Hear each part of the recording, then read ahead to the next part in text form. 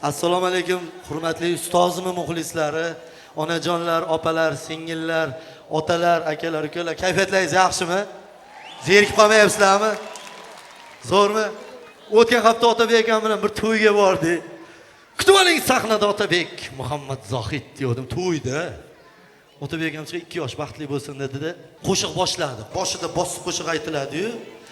Yor yotar noz uyquda, unga ziyo bo'lsisham, tonggacha ishq o'tida yonib ado bo'lsisham. Hamma o'tirib qo'shilib aytyapti, qarshi cho'lyapti. Ikkita opa chiqib olib, shunaqa tez o'yinga tushyapti. Tasavvur qilyapsizmi? Yor yotar nozda barmoqlarni qirsillab tushyapti-da, lazgiga tushayotganda. Kesigim o xola bu unaqa tez tushadigan qo'shiq emas. Nimaga tez tushyapsizlar desam, Elmurajon shoshib turuvdi. O'shanga tez aytsalaringiz deydi, tushib ketardi. Shu shoshmayapsizlarmi? Xola kulishingiz batdiki emas ekan-a. Onajonlar, opalar, singillar, sizlarga mana hozir gap kelib qoldi. O'zim menga joyida kelib, o'zim ham mana shu yerda eshitaman-da ko'p gaplarimni. Mana bugun zo'r bo'yanib kelgansizlar. Eng zo'r taqinchoqlaringizni taqib, kipriklarni ulab, pomadalarni qo'yib, zo'r ko'ylak laloqalarni kiyib, hojona. Chiroyli, doim shunaqa yuringlar. Faqat 8-mart, keyin 31-dekabr, keyin nima 1-oktyabr tug'ilgan kunlaring. 42-fevral, 64-aprellarda ham shunaqa yuringlar. Bo'laveradi. Kulib mana zo'r turibsizlar. Hatto zo'r ko'rinyapti. Mana zaharlilaring ham bilinmayapti. Zo'r. Mana shunaqa yuringlar. Farg'onada o'tgan oyda konsert bo'ldi. Ko'rgan bo'lsangiz, amfiteatrda tashqarisida ochiq joy 5000 ta odam keldi. Shahlo Ahmedova degan san'atkor qiz bilan konsert qo'ydikda. Shahlo Ahmedova deydi, opa chiqib keldi-yu. XYZ yurak urar juda tez. Mana bo'ldi kes. Yo'sat yurak urar juda tez. Buni qildi-da. Pul so'rayaptimi desam, yo'q, yurakcha qilyapti dedi. Ki 5000 ta odam o'tirganlar ham nima qildi? Bular nima gunoh qilyapti? Bu aytayapti, men sizlarni sevaman deyapti, ular ham biz ham sevamiz sizni deyapti. O zo'r edi. Voy, balkon ko'rinyaptimi mana u? Mana uni kichkinasi. Keyin zo'r dedim. Men ham chiqib shunaqa qilaman. 5-10 minut ustoz, 5-10 minut gapirib kuldirib turib, o'zimcha qildim. 5000 ta odam mana bunday qiladi. Endi hamma barmoqni ko'rsatishdi, ko'rsatib bo'lmaydi uni. O'sha yerda bildim. Qilich aka o'sha yerda bildim. Haqiqiy Arslon Donni arslonlarda ichida ekan. Men yana o'sha yerda bildim bizda gender tengligi yo'q ekan. Odam ajratish bo'ldi yo'da. Opaga yon bosib meni kamsitishdi. Masalan, gap chiroyda desiz, men birgina ham ustunlik tomonni ko'rmadim-da. Agar gap figurada bo'lsa, masalan, opada press ko'rmadim-da.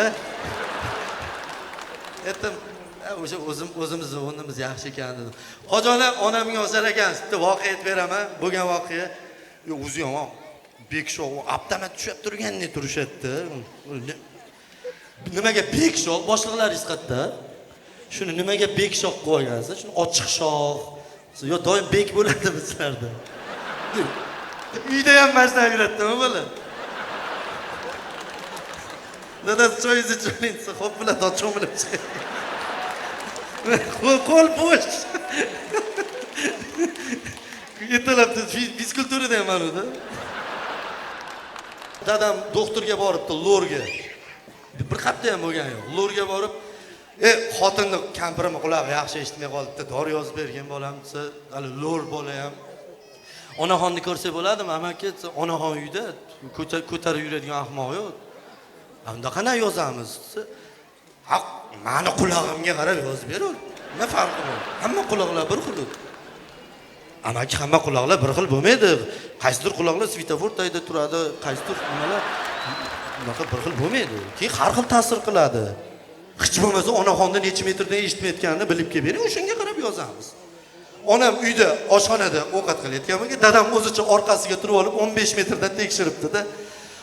Xotin ovqating pishdimi? Jim eshitmagan. 10 metr, 5 metr, 3 metrda ham eshitmabdi. O'g'il mashti yeyibdi-da. Uni ham eshitmabdi. Endi onamga qarab, shu darajada qulog'ing tom bitganmi? 4 marta so'radim ovqating pishdimi? Eshitmayapsanmi yoningdan ham?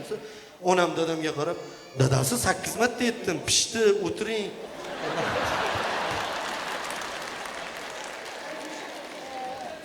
Biz doktorlar mazada. Dadani qulog'i og'ir, onani qulog'iga dori yozyapti-da. Bizda zo'r doktorlar bor, xola bilasizmi? Zo'r doktor, masalan, isitmani bitada davolab boradi. Mana qo'lingizni kesib, bitada davolab qoladi. Mana yaqinda bitta og'aynim Hindistonga dadasini olib bordi-da, $33,000 ga bo'ynida osteoxondroz bor ekan. $33,000 operatsiyaga berdi. Dada o'ldi. Kuyov olib yig'laydi, dadamni hindlar o'ltirdi. Men aytdim, "Sen jinnimisan dedi. O'zing yo'l kira qilib borib, o'zingni qo'ling bilan 33,000 berib, dadangni sen o'sha yerda o'ltirib kelding" dedi. Ha, biz dedim Ibn Sinoni yurtida yashaymiz dedim. Meditsinani poytaxti bo'lsa, qidirsang dedim, o'zimizda 3,000 ga ham o'ltirib beradiganlari bor dedi.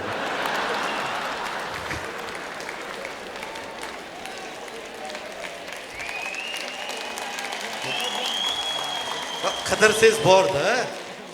Qidirsangiz bor. Men yaqinda xola parkda ketyapman. Bo'lgan voqea aytib beraman. Bitta shunaqa chiroyli qiz, Xo'jona menga qarayapti, lekin kambag'al. Uni kambag'alligini ustida kiyimidan bildim. Material kam. Yubka mashincha. Kuyli tepa ham mashincha. Shunaqa qarayapti, nochoran kiyimimga pul bering degandek qarayapti-da. Endi nima qilishni bilmay 100,000 so'mlikka telefon nomerimni katta qilib yozdim-da, "Senim kechirasiz, plyus tushib qoldi" deb nomerdim-da, bersam shuni oldi, "Rahmat aka" deb turib, lavashxonaga kirdi amaki. Chiqib turib taksiga o'tirib ketdi. Uxlatdi 100,000 ga dedim. Yo'q, yarim kechasi begona nomerdan SMS keldi. "Salom, yaxshi yetib oldingizmi? Ana qiz keladi, rahmat, o'zingizchi?" "Rahmat. Qattasiz?" "Tam ishxonada" dedi. "Nima ish qilasiz?" desam, "Lavashxonam bor" dedi. Tushunmadim desam, "Lavashxonam bor, hali kirdingiz-ku" dedi. "Otingiz nima?" desam, "Akmal" dedi. "Akmal" desam, "Ha" dedi. Xola keyin bilsam, ana qiz men nomerim yozilgan pulga lavash olganda, lavashchi bola qizga yozyapman, menga yozyapti-da. Aytay dedim, "Aka kechirasiz, men Elmurodman, degim keldi. Nimaga u birovni qiziga SMS yozyapti? U sizni singlingiz bo'lishi mumkin, aka, to'g'rimi? Bunaqa iploslarni jazolash kerak" dedi. Qaytib birovga SMS yozmaydigan qilib qolman, qarab tur dedim. "Ismingiz nima?" dedi. "Elmira" dedim. Endi o'zingdan ko'r. Xolachini tavbasiga tayantirib yubordim. "Nima qilyapsiz?" dedi. "Dugonam bilan o'tiribmiz" dedim. "Hali lavashingizdan yedim, biran shirin ekan. Hozir ham yegimiz kelyapti. Dugonamni stipendiyamiz chiqqan yo'q, pulimiz yo'q." Desam, "Lokatsiya tashlang, jo'natib yuboraman mendan" dedi. "Ikkita jo'natib yuboring bo'lmasam" dedi. Telegramdan lokatsiya tashsam, xola lavash, 2 dona lavash dastlabkida yonida gul buketlari bilan keldi-da. Jenskiy oyoq kiyim kabluklari bilan keldi-da. Shunaqa boshda bir hayot bir o'zimni xo'rlangandek his qildim-ku. Ya'ni kreditlarim yopishdi boshlagandan keyin qandaydir mehr uyg'ondi Akmal akaga. Endi 2 ta lavash keldi, dugonam Bahodir bilan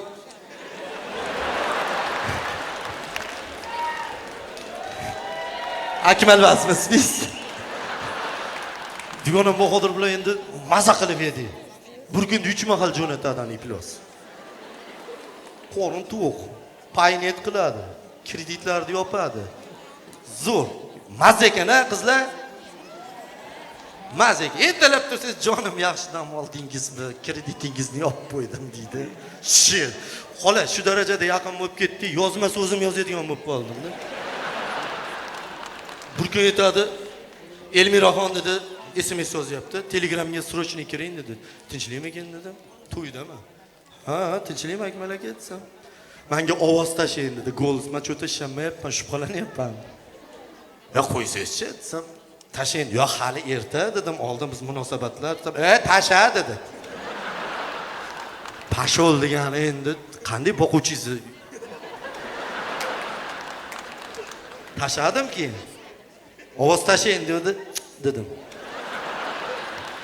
Yana dedi. Dedim. Amaki 3 oydan beri o'zi bilan yetalab yuribman. O'shanga mazza qiladi-da. Yarim kechasi deb qama bo'ldi, qursa. Jinni. U shu har hafta sovg'a jo'natadi. U jo'natgan sovg'alarga Farg'onada suvenir do'kon ochib qo'yganman-da. 8-kuni o'zim turaman, odam ko'p bo'ladi. Bitta bola kirib keldi-da, Elmurod aka yaxshi ko'rgan qizim dedi. Shu yaxshi sovg'a qilib bering 8-martga dedi. Mana u bilan manuni oling dedim. Shunday oldi. Bitta nomer beraman dedi. O'zingiz dastlabga qilib chiqarib yuboring dedi. Nomerni ayting, o'zimning nomerimni aytayapti-da. Men qarang dedim. Ismingiz Akmal emasmi desam, Akmal dedi. Lavashxonangdan bor desam, ha, qayerdan bilasiz deydi. Bolalar bilan obedga kirib turamiz-da. Yaxshi sovg'a oldingiz desam, dugonam Bahodir eshitib turdi-da. Shunday keldi-da. Akmal aka dedi. Sevgan qizingizga oldingizmi dedi. Ha, dedi. Dugonasiga olmaysizmi dedi. To'g'ri aytasiz deydi. Dugonasiga ham oldi-da. Nech pul bo'ldi deydi? 2 million desam, 1,8 ga bering Elmurod aka dedi. Dedi. Bir g'alati qaradi. Bering dedi. Shubhalanadi, chiqib ketdi. Yarim kechasi qilchakim SMS qarang. Dugonam Bahodir bilan semishga chaqib o'tiribmiz, futbol ko'rib. Shortili bo'lib olib futbol ko'rib o'tiribmiz-da. Elmiraxon qattas uyda desam, nima qilyapsiz deydi. Yotibman, futbol ko'ryapman, siz baxtlab qolar. Yotibman o'zim desam, qana kiyimdasiz. O'zingiz yozgan kitobni o'zingizga o'qib bersa, g'ashingiz keladi. Qana kiyimdasiz dedi. Lyamka bilan shortida dedi.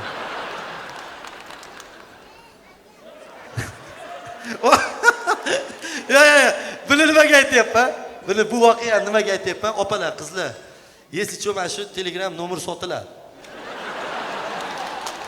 U hali bilmaydi menligimni. Agar $1000 olsalaring, konsert mana shu joydan oldirib tashlayman shu joyini. Yo, $1000 ga 3 mahal ovqatlaring tekin. Hamma yo'qlaring bor. Ora-orada la deb tursa-da, bo'ldi.